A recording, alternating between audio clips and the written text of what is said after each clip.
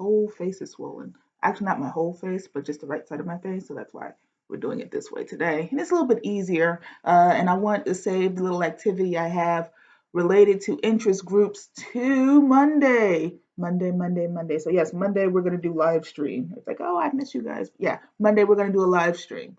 Hooray. Monday, live stream. It's going to be great. All right, so political parties and interest groups, the penultimate section before the last, well, not the penultimate. So, yes, this is the penultimate section. The second to the last section, our last section is going to be American foreign policy. Woot woot. For those of you that are going to do the reading chapters, the reading chapter quizzes, they are due on a day. Where is my syllabus? I used to have it out. It's due.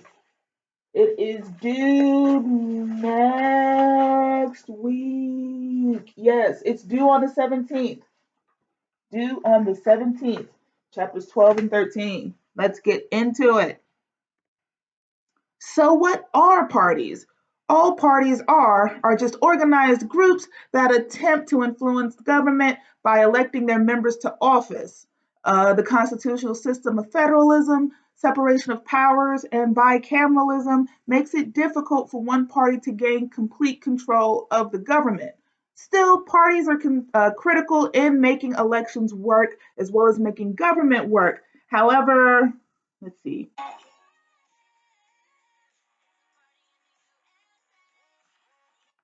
All right, so we're actually not talking about that. Believe it or not, it took me like 5 whole minutes to find the song. Can you believe that song is 11 years old? Okay, anyways, but we're not talking about those kinds of parties. If you want to learn more about those kinds of parties, wait until the shelter in place order has been lifted. And then, of course, if you take voters and elections with me this fall, there'll be all kinds of Miley Cyrus Party in the USA puns. Anyways, Hofstadter, a scholar, described our Constitution as being a document against parties because various aspects of our institutional framework laid out by the framers was actually meant to frustrate the formation of interested and overbearing interests. Madison, if you recall back from the Constitution section or in our founding section, was worried about factions as we know it. Ironically, as we know, Madison was actually one of the key organizers of just such a majority party. And Hofstadter, the scholar, concluded that parties were ultimately needed to bridge the gaps created by institutional mechanisms such as the separation of powers. In effect, parties were actually needed to save the Constitution against parties. So parties are needed to save against a constitution of parties. You need groups to protect against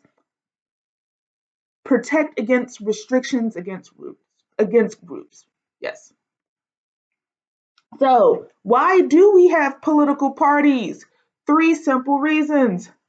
Collective action in the electoral process, collective choice in government, and then finally it addresses problems of ambition. So once again, collective action in the electoral process, collective choice in the government, and then it addresses problems of ambition. So let's get into the first reason, collective action in the electoral process. Building campaign organizations require collective action. It's a two-way street. Groups provide parties with resources, and then parties provide groups with influence over the government. When we imagine parties as smaller groups, it's easier to understand why the American political party system has traditionally been a less disciplined organization than their counterparts in other industrialized democracies, especially those in multi-party systems. Parties in America are sometimes temporary and shaky coalitions of groups that are not necessarily natural allies. And so we'll learn more about that actually. So, what about the second reason? Collective choice in government. As permanent coalitions and policy-making processes, parties facilitate action. Of course, this action would be unthinkable in Congress without parties. Can you just imagine just letting the congressmen think all willy-nilly and there's no longer, at least at minimum, the incentive of party control, not even party control, a party whip or party organization. And so elected officials, especially in Congress, are just left to their own whims to quote unquote represent the constituent. Even though I told you once you take other classes in Congress, you'll learn about Mayhew and Fenno and all these other people that argue that actually the number one goal of a congressman is not to represent their district or their constituents. It's to secure reelection. And then, of course, you secure reelection by doing all of that representative stuff. But with that in mind, without the parties, congressmen would be far more likely to indulge in whatever self interests there are to maintain or to protect his or her seat.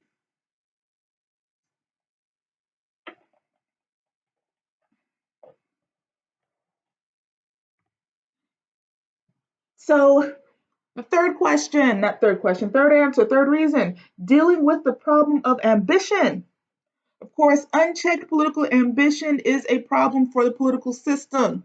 And so, as such, because parties share a brand name, share a title, in particular, a partisan ID, conflict is effectively contained.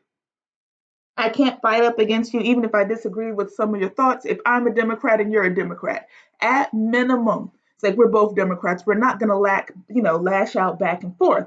Of course, one of the biggest complaints about Bernie Sanders ultimately in 2016, and we still heard rumblings of it during this short-lived campaign in 2020, is that Bernie's not a real Democrat. Bernie is an independent. And then we know specifically he's a democratic socialist. And so because he is a democratic socialist, he's not a real Democrat. As such, colleagues and other individuals running felt they had every right to critique him and, point out issues with his campaigns, his policy platforms, all of that stuff, because he's not a real Democrat. But however, when we saw, especially in debates, where what was it? Whatever, when Biden called out whatever Warren did, or even when Klobuchar called out what Warren did back and forth, there seemed to be a line that they did not cross.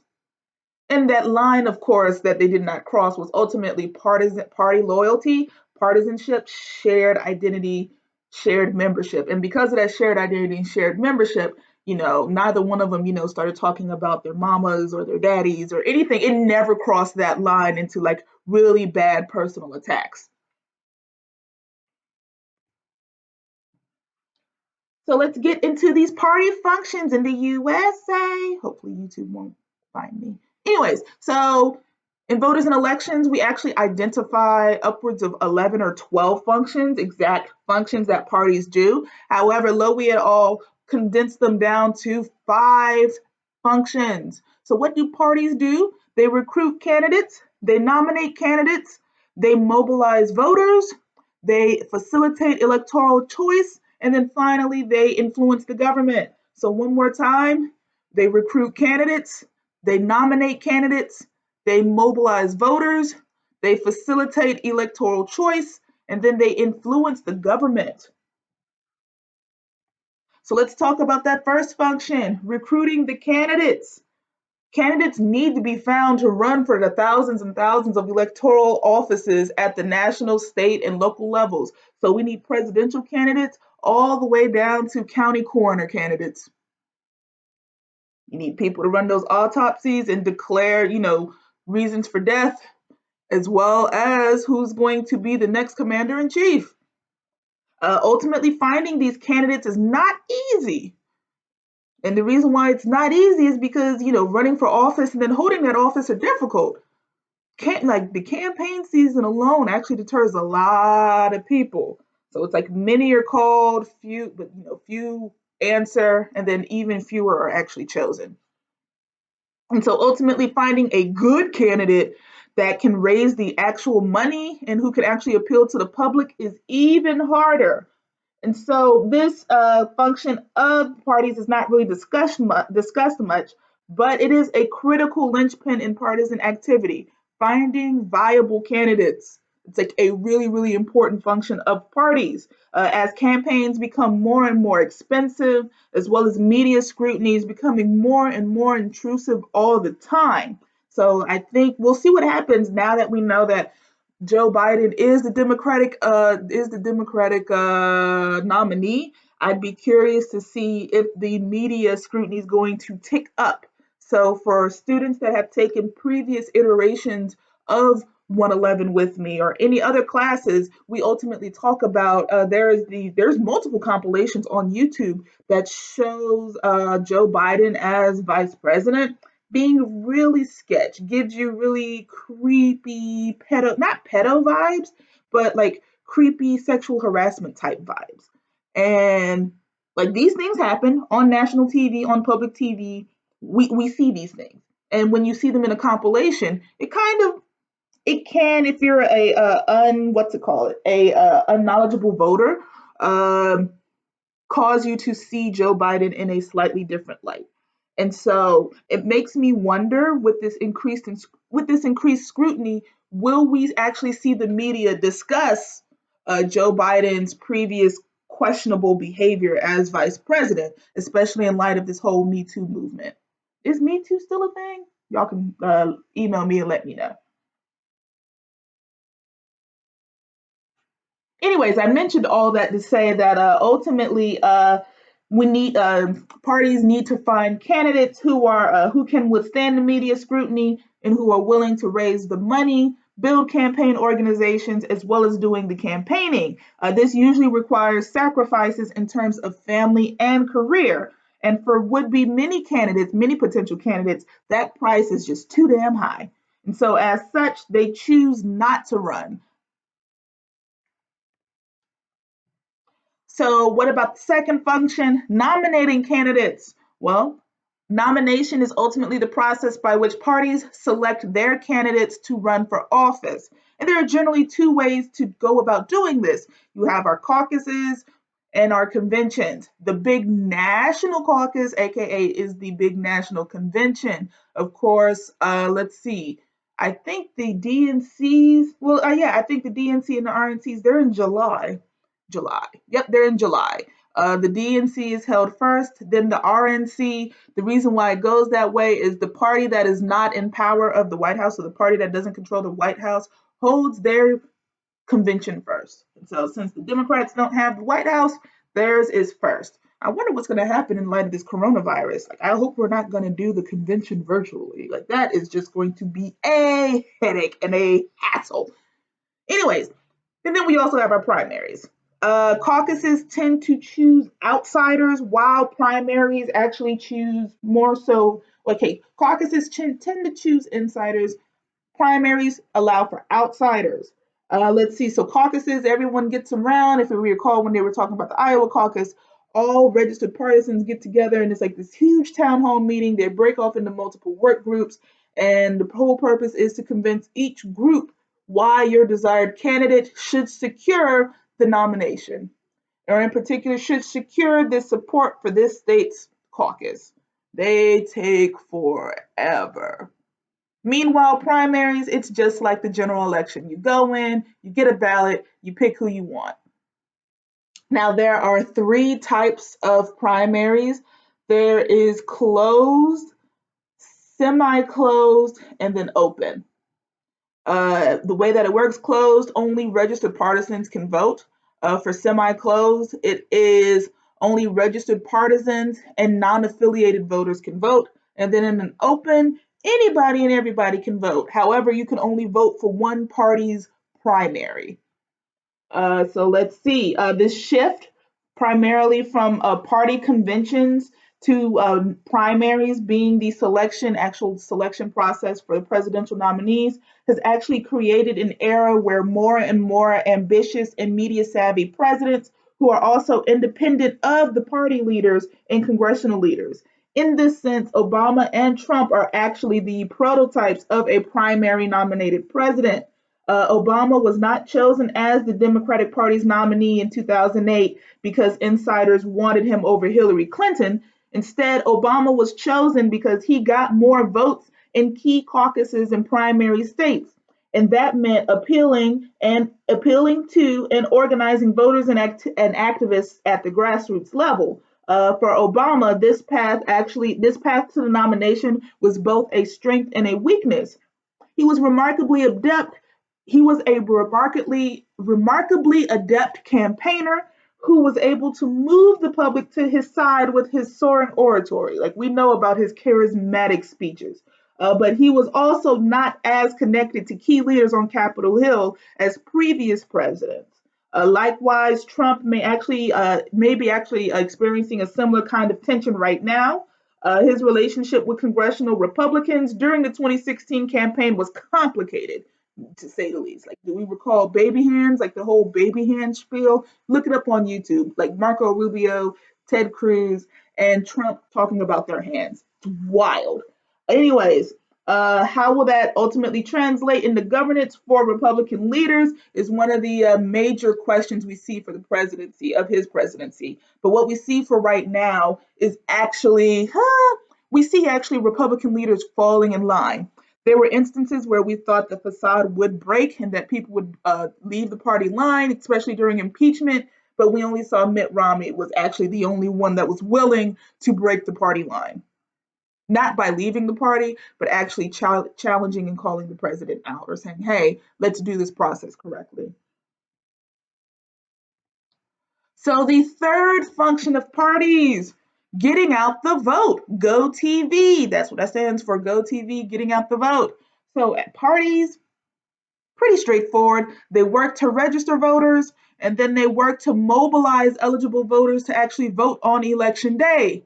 Back in the day, parties actually used to perform these functions by themselves, voter registration and then voter mobilization. However, today, candidate organizations and outside charities and organizations also have significant mobilization efforts.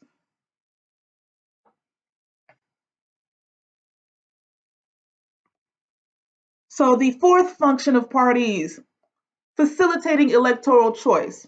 Let's see, voters usually don't know much about the candidates running for office, and they even know even less about down ballot candidates. So, yeah, the candidate may know a little something, something about who's running for president and maybe who's running for governor. But I bet you they don't know who's running for the alderman for their district. Bet you they don't know that much, or even worse, that county commissioner. Like, why does it matter if he's a Democrat or a Republican? Just perform the damn autopsies. But that matters. What happens? So, how do parties work into this? Ultimately, parties provide a brand name that can help voters who know nothing about a candidate make a semi-informed choice.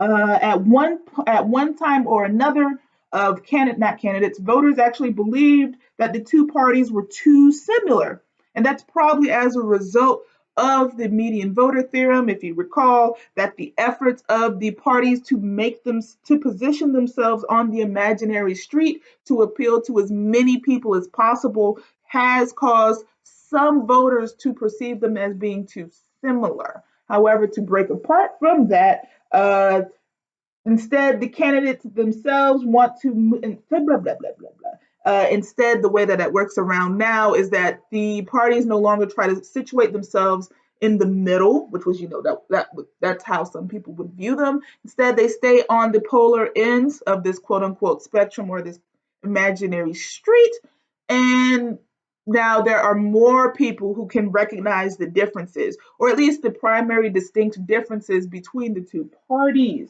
So yeah, what was I going to say? The brand that partisans maintain for candidates can ultimately work both ways.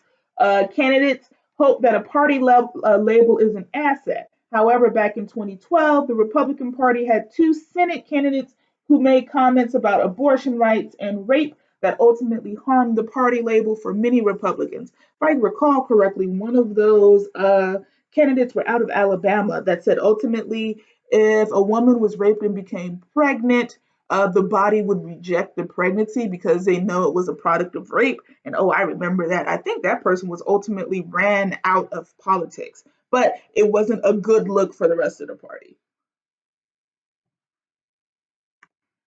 And so the final function of political parties, influencing the government.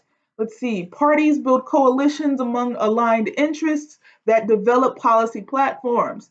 And then parties, of course, organize the government. Pretty straightforward. Build those coalitions, these governing coalitions, and then help organize the government.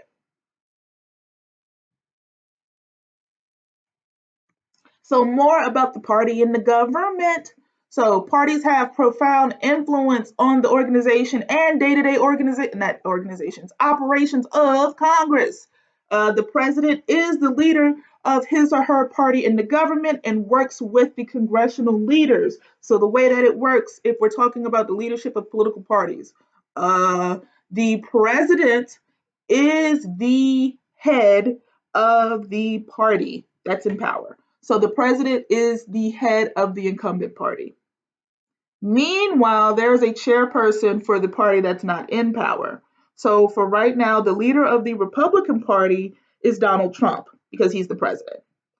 Years past during the Obama administration, Obama was the leader of the Democratic Party. Let's see, prior to that, who was the chairman during that? I mean, we're still Weisenhower and others, but the actual head during this time is the president while there's an elected chairperson. So right now it's Trump, not while, yeah, it's Trump, and then the leader of the Democratic Party is Tom Perez.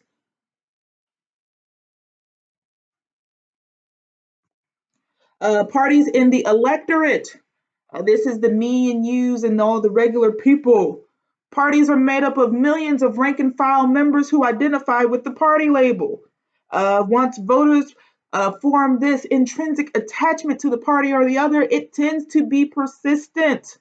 So, like, once you claim you're a Democrat, that affinity usually lasts forever. However, what we see if you take voters in elections, we actually talk about the varying strength and degree to which a person actually identifies with each party and who are likely not problem party defectors or people who actually just choose to stop voting or even engaging in partisan politics or politics as a whole.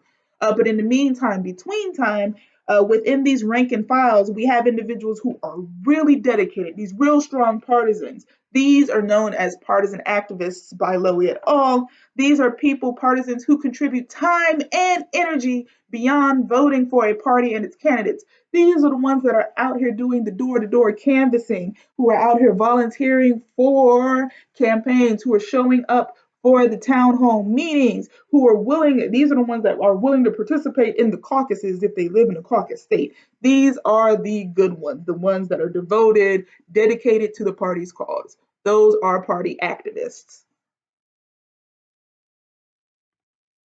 So let's take a look at Americans' party ID over these centuries. And actually, it's not these centuries; it's over the last century. So from the 20th into the 21st century. So we see blue equals Democrat, red equals Republican. This weird mustardy yellow, that's independence. So we see that for the longest time, majority of Americans actually identified themselves as Democrats. We actually start seeing the gap between Democrat, Independent, and Republican changing, where we start seeing Democrats losing their steam. It's actually between Carter and Reagan. In particular, yes, 19. It's weird how you have Carter here in 79 and you didn't put Reagan here like in 1980. So it's really shaded differently. But yes, we see this major drop around 1980, so with the election of Reagan. This also coincides, as you can see, with the bump in support that we have for Republicans.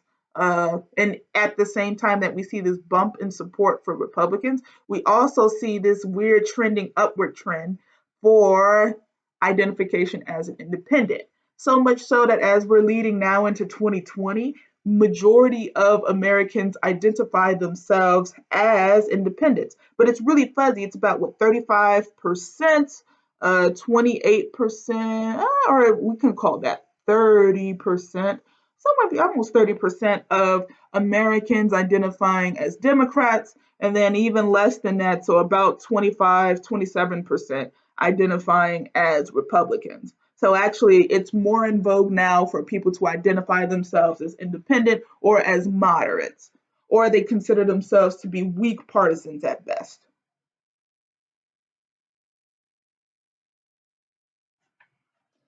So let's see. Anything else?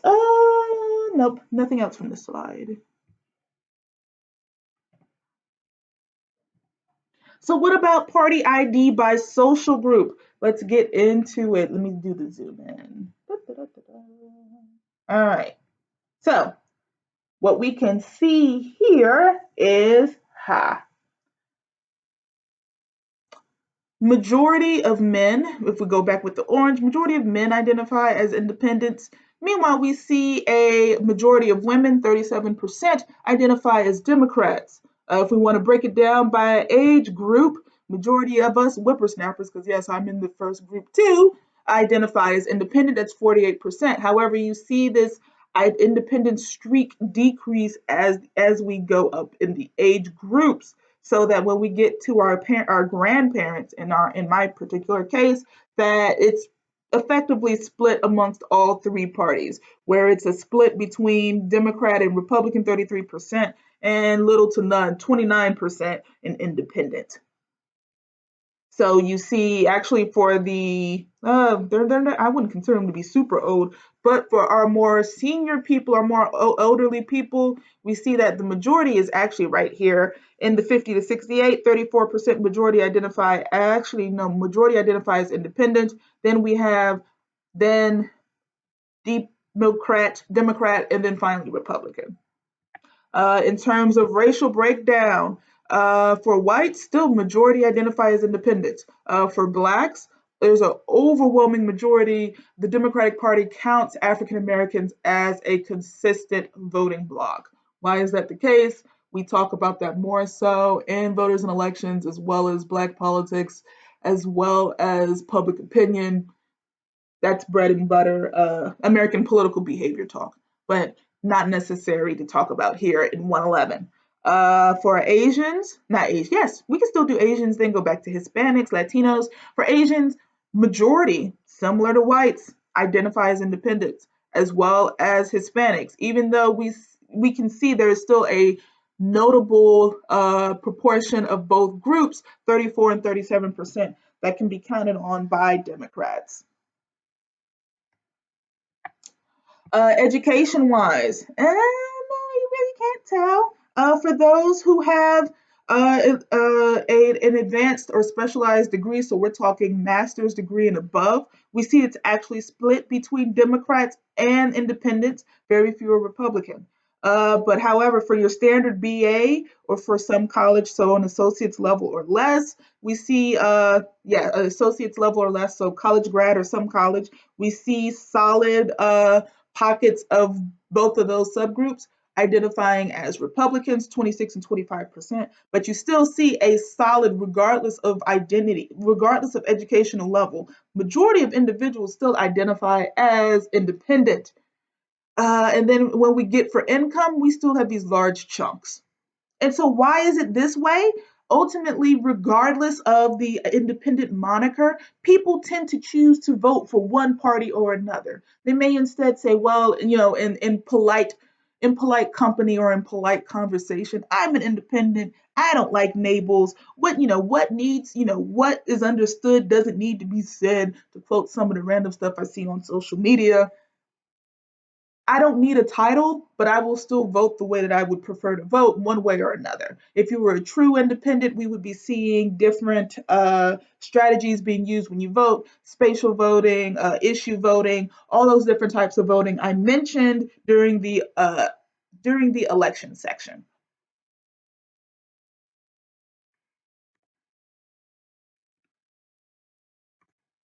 So, what about these parties as institutions? So, what are we talking about? We're talking about, in particular, the national convention that exists. We're talking about these institutions that exist within the legislative branches, both majority of the state level, but especially at the national level, and then at the state and local levels. These organizations. So, at the national convention, these cool 3 to 4 day events that happen every 4 years, that have political junkies all excited, as well as those who study American politics. We're all excited. It's like, yeah, we're going to watch essentially our version of the Olympics, figure out who are going to be the new media darlings of the parties. Oh, it's always exciting. So at the convention, you nominate the candidates, you set your party platform. For those of you that did my convention, you already have a simulation of how parties perform as institutions. you already participated in one. There's also the National Committee. The National Committee, Tom Perez et al., they raise money, they enhance the party's image, or as well as their brand name. They are the representative of the party. That's all they do. Even at this, yeah. I was going to say even at the state level, but that goes down to when we get down to state and local organizations. However, for these congressional campaign committees, they recruit candidates, they raise money, they provide services, they help congressional campaign committees, they help keep the incumbent in the seat. And then, if for any reason the incumbent decides not to run for reelection, so they decide to retire, they die, they get kicked out, etc., the second goal for congressional campaign committees is to keep that seat within the party. So, first goal, keep the incumbent in the seat, and if they can't keep the incumbent in the seat, keep the seat within the party. And then finally, for state and local organizations, they register voters, they recruit candidates, and raise money. So tying it back to my convention, David Pepper. David Pepper is the face of state and of the Ohio State and local Democratic parties. His number one goal is to first mobilize voters, register voters, mobilize them, and recruit candidates and raise money. So when he was, I don't know if you all remember when this student, Alexis Green, was going on and on enlisting the various initiatives, especially whatever the initiative is that helps identify plucky candidates who want to run for state office. That's one of the initiatives. That's one of the ways in which the local branches of the parties can identify and recruit candidates and try to provide support for them.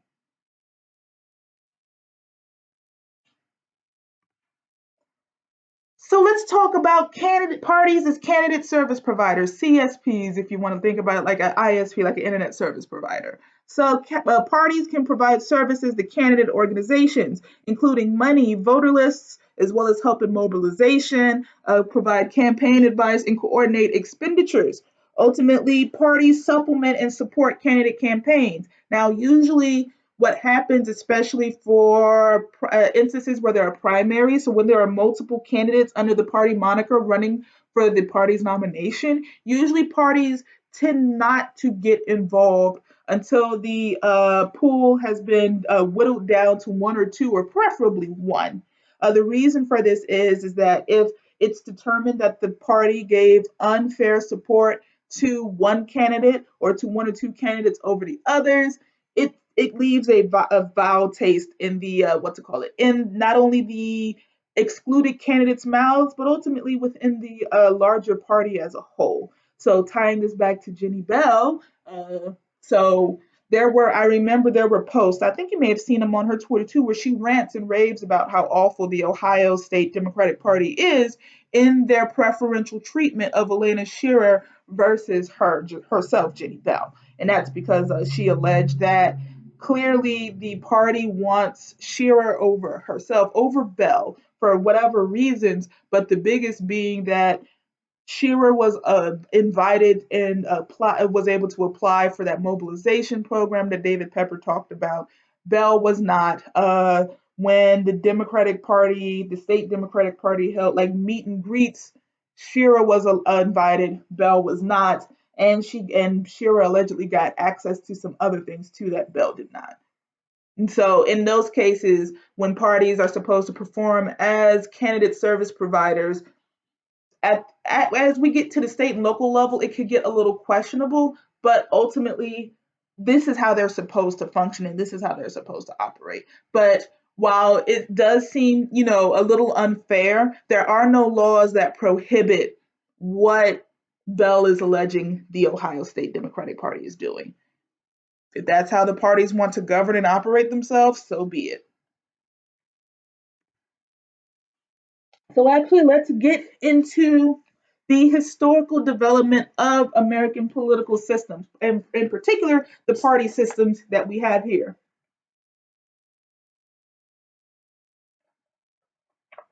Party in the USA. So, all a party system is just the constellation of parties that are important at any given moment in time in history.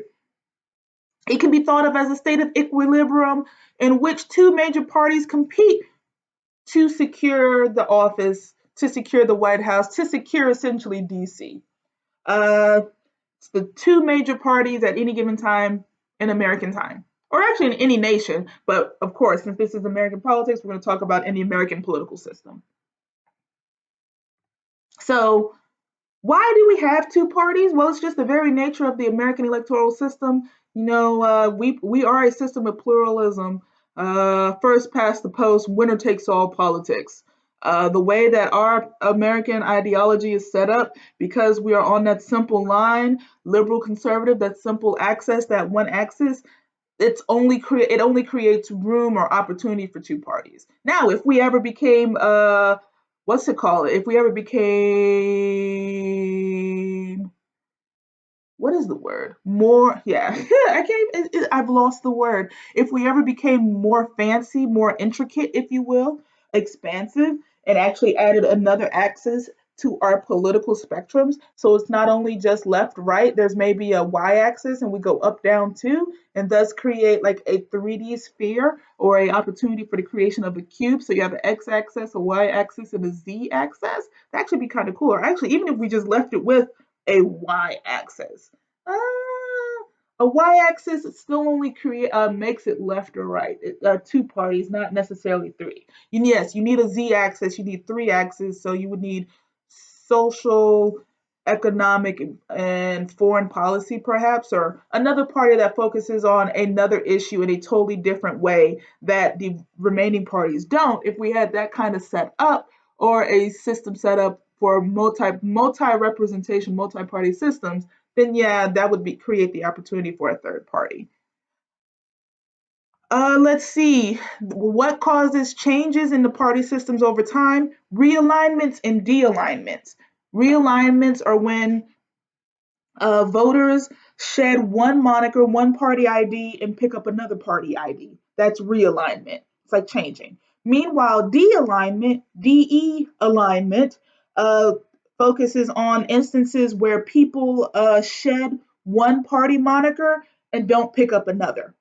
So if you've ever gone to any of the PG roundtables since I've been here, one of the things that I consistently argue is that we'll find out and we'll know for sure, but I believe we are in the process of a de-alignment. We're going to see a de-alignment of millennials and some Gen Z folks. So while yes, Biden has been considered the default candidate for the Democratic Party, there are concerns as to whether or not issues and conflicts between the more progressive facets of the party with the more mainstream aspects of the Democratic Party, and then even clashing with the young socialists, democratic socialists, if we're going to see a de-alignment of whippersnappers between the age of 18 and 35. But we'll see. De-alignments and realignments punctuate movements between the party systems. So this picture that I found online actually shows popular vote breakdown between, well, yeah, all the way from the first real election happened in 1796 through 2016. So we'll see for the colors that the colors represent various parties. So let me zoom in so that way you can see them all. So of course, Washington was not a partisan, so that's that weird burgundy. That weird green stands for Democratic Republican, blue Democrat, weird orangish shade here. Orangish shade is Federalist, National Republican is pink, yellow Whig, red Republican, that's a weird shade of purple if you can't tell, that's Bull Moose, and then other is orange. And so we have S's, election one without, popular vote, election one without majority of electoral voter tied, all of that. Okay, so now let's actually get into how do these look. So, of course, on this side, it shows the percentage of the popular vote. One line all the way through the middle, that's 50%. Most elections over time have been secured by one candidate or another with majority of the popular vote, which ultimately tied into securing the electoral college vote. And if you recall, you need 270 electoral college votes to secure the White House. So what we see in cases where that actually didn't happen, where is that? Where the election of 1824 with John Quincy Adams, because there were so many people running. So that's what these lines stand for. And then we have the little bit that was the other. That orange was the Whig Party. Then we fast forwarded up to Jackson. Well, yeah, Andrew Jackson. We see the pink, all of that going into it. We see, let's see, instances where it actually also didn't happen. Was that 15 too? Was that Pat Buchanan? No, well, when Pierce was elected. So let's see, stars where the election was won without the plurality. Hayes, Harrison. You see, first time Bush won, ran, son Bush, and then again with Trump. These are what these stars stand for. But as you can see, party support, not party support, in most cases, the popular vote translates into the electoral college vote and it works out. However, there have been instances where that doesn't necessarily work out. If you want to find more information about this, go to the Wikipedia page. No, even though I did cited from, I can't remember where they got it from. But if you want to see this and spend more time looking at this graph in particular, because it is interesting, I think I may also keep this for voters and elections. Wikipedia, History of American Political Parties. So let's talk about how everything changed between these party systems. So first things first, between 1780s and 1820s, we have your Federalists, and then we have our Democratic Republicans.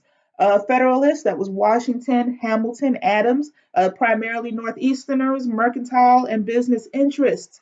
Meanwhile, Democratic Republicans, I know, mad confusing. You have Jefferson and Madison's. These were primarily Southerners with agrarian plantation type interests. However, after the War of 1812, Federalists left the scene. Just gone. Boop.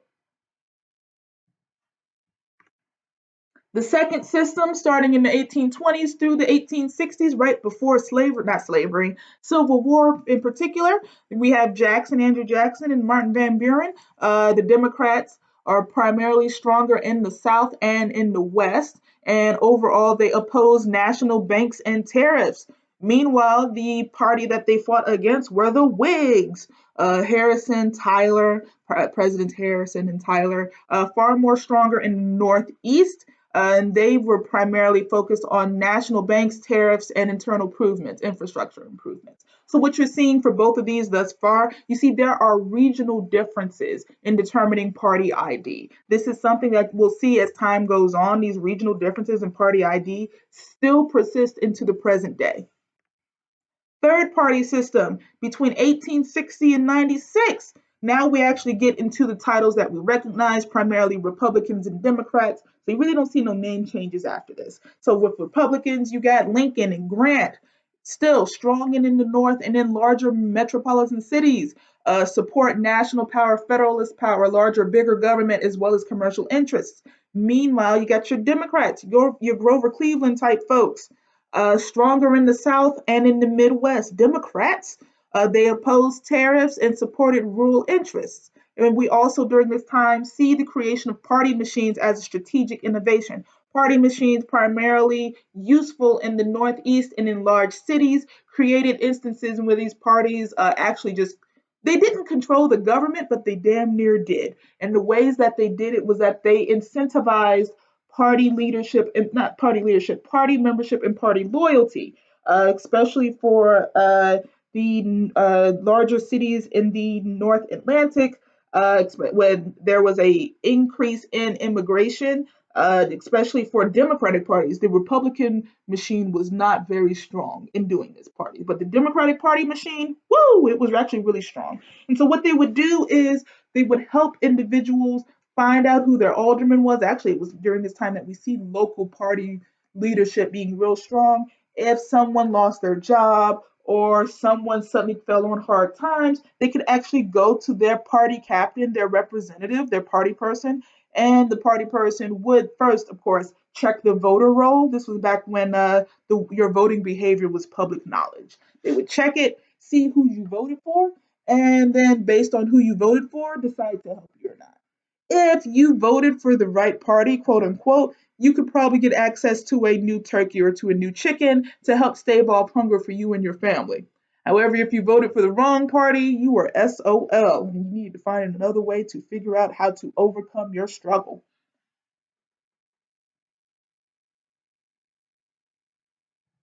And also, if you want an example, if you want to see it, I think HBO is still free. So if you ever watch this show on HBO called Boardwalk, the person Nucky, good stuff. Nucky, during the era of Prohibition in Atlantic City, that's where you also see examples of what I'm talking about, that kind of quid pro quo, and not nepotism, but cronyism in particular. Cronyism is also a huge feature of party machines. So yes, Boardwalk Empire on HBO if you want to see exactly what that looked like. The fourth party system between 1896 and 1932, still Republicans and Democrats. However, we see little changes in the ideology and issue platforms for the parties during this time. For Republicans, McKinley, Teddy Roosevelt, and Herbert Hoover. We see still strong regional differences, real good, real big in the Northeast and the far West. We also see national power and business interests holding and going strong. For Democrats, Woodrow Wilson, well, he actually grew up in Augusta, Georgia, so it's like Woodrow Wilson, but he was a really extreme racist. I mean, like super racist. Like his other claim to fame is airing "Birth of a Nation" in the White House. One of the first people to do so. One of the first, entities to stream that film. He called it "Lightning on Film," and he was a staunch defender of the KKK. But he grew up in Augusta. I guess you give and you take. Anyways, Democrats strong in the South and in the Midwest still, and it became as a result post what's it called it post Civil War a rural minority party. But then, of course, the Great Depression happens and things change. And so now we see on the top Democrats running the show between 32 and 68. The New Deal coalition features FDR, Truman, JFK, and LBJ and LMNOP. Haha, no. We see a solid South. Plus, after the Civil Rights Movement, African Americans, union members, Catholics, Jews. Meanwhile, for Republicans, you have Eisenhower, and then yeah, it's Eisenhower for a long. That's it. But we still see regional differences. Yankee New England, the Midwest still. We really don't know what's going on out there in the West.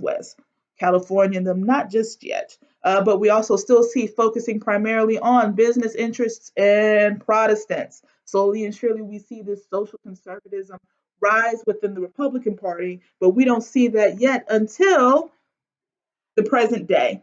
In the 60s, the New Deal coalition split as a result of the civil rights movement. Southern whites left the Democratic Party and went to the Republican Party. We start seeing this trend, the departure of Southern whites, start in 1964 when the Republican Party chose Barry Goldwater as their nominee, and because, well, not because why the Republican Party chose him, but the Southern whites started leaving in 64 because they liked the fact that Barry Goldwater was against integration. He argued that civil rights was not a federal issue, instead it was a state's issue. And so the federal government should not be getting involved with that. Southern racist whites were like, la, la, la, don't want to hear the reasoning behind it. I just know that you're not, you are against integration, and I want to be with the team that's against integration. And we also see Catholics and religious conservatives also moving to the right, ultimately in response to what's it called it? Roe v. Wade and other progressive stances being adopted by the Democratic Party that appear to go against the more conservative stances that these groups had. As a result, since then, we see the parties becoming more homogenous, ideologically homogenous, and more evenly matched in national elections.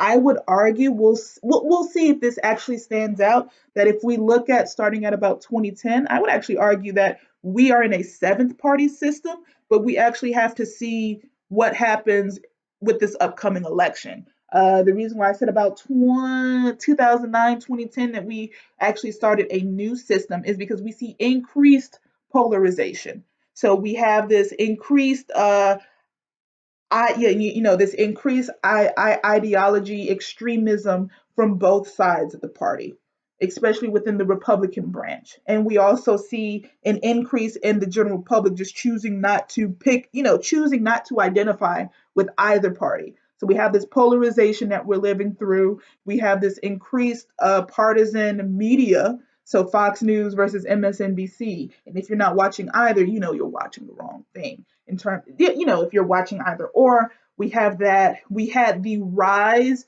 and co-optation of the Tea Party. We also have this weird thing going on right now with the Democratic Party trying to figure out exactly what they're going to do with the Democratic Socialists. And so that's why I said we could be in the middle of a seventh party system. But the way to know for sure would be to see what happens with the 2020 election. And so this is where we stop on Monday, live Monday. We will be talking about the pull and push of interest groups, and I have my cute little discussion question that I will ask you all. Enjoy the rest of your weekend. Happy Easter, Resurrection Sunday. If you're Jewish, happy Passover.